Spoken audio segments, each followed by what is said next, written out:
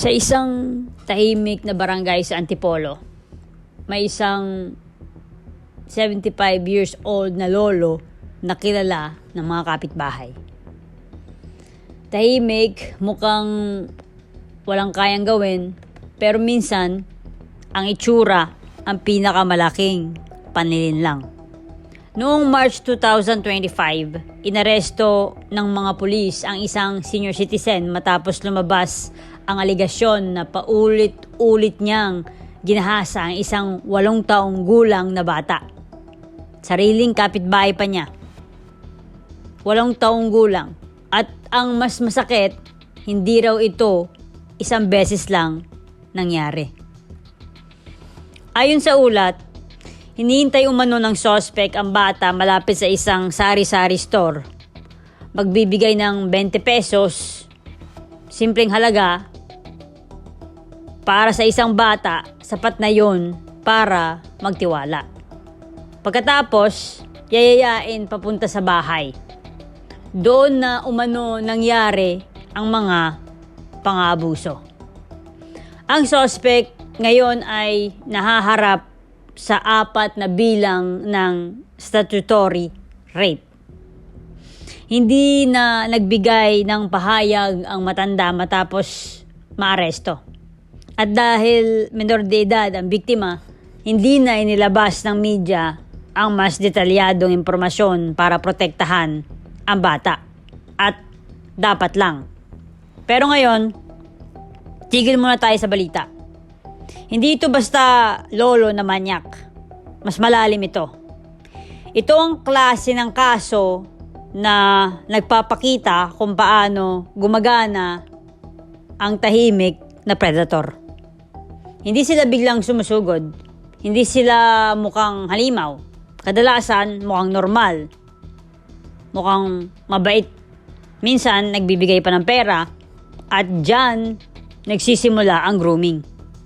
Hindi agad dahas. Una, tiwala. Kukunin ang tiwala mo. Una, maliit na pabor. Tapos magiging secret lang natin to, ha? At ang masakit, ang bata, hindi niya alam na mali pala. Mas masakit pa rito, kapitbahay, hindi estranghero sa madilim na kanto. Hindi random na kidnapper. Kapitbahay. Ibig sabihin, ilang beses kaya silang nagkita sa labas? Ilang beses kaya siyang binati ng mga magulang ng bata? Ilang beses kaya siyang tinuring na kawawa naman, matanda na? Minsan, ang hindi proteksyon laban sa pagiging predator. Minsan, ginagamit pa yon para hindi pagdudahan. Alam mo kung bakit delikado ang ganitong kaso? Dahil tinuturuan tayo ng kultura natin na rumispeto sa matanda. At tama naman yon. Pero hindi ibig sabihin na lahat ng matanda ay ligtas pagkatiwalaan. Respect should never mean blind trust. At ang mga predator marunong magtago sa likod ng respeto. Isipin mo yung bata, 8 taon, sa edad na yan, ang iniisip mo dapat laro, cartoons, assignment, hindi trauma o takot, hindi sikreto na mabigat sa dibdib. Kapag ang bata biglang naging tahimik, biglang ayaw na lumabas, biglang may takot sa isang tao, minsan hindi yan simpleng pagbabago ng mood. Minsan may nangyayari na pala. At hindi sila nagsasalita dahil natatakot sila o nalilito o iniisip nila kasalanan nila.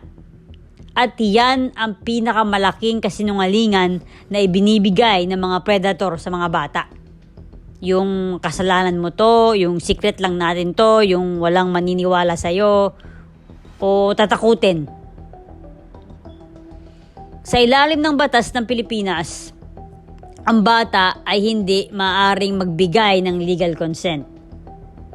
Kahit pa sabihin ng bata na okay lang, kahit pa walang pananakot, ang batas malinaw. Kapag minor de edad, krimen at mabigat na krimen. Kaya, hindi ito usapin ng nagustuhan ba o pumayag ba. Ito ay usapin ng pang-aabuso ng kapangyarihan at edad laban sa inosente. At ngayon, tanong ko sa'yo, ilang ganitong kaso pa ang hindi nababalita? Ilang bata pa ang tahimik lang?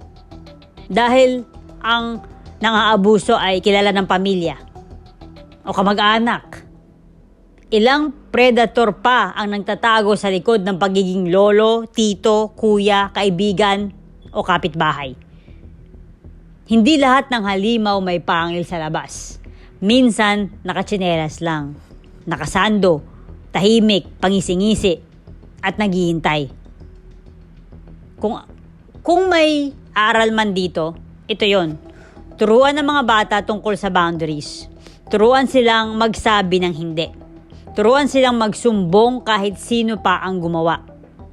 At bilang mga magulang, kapitbahay, at kapatid, maging mapagmasid po tayo. Dahil ang proteksyon sa mga bata hindi lang trabaho ng pulis. Responsibilidad yan ng buong komunidad.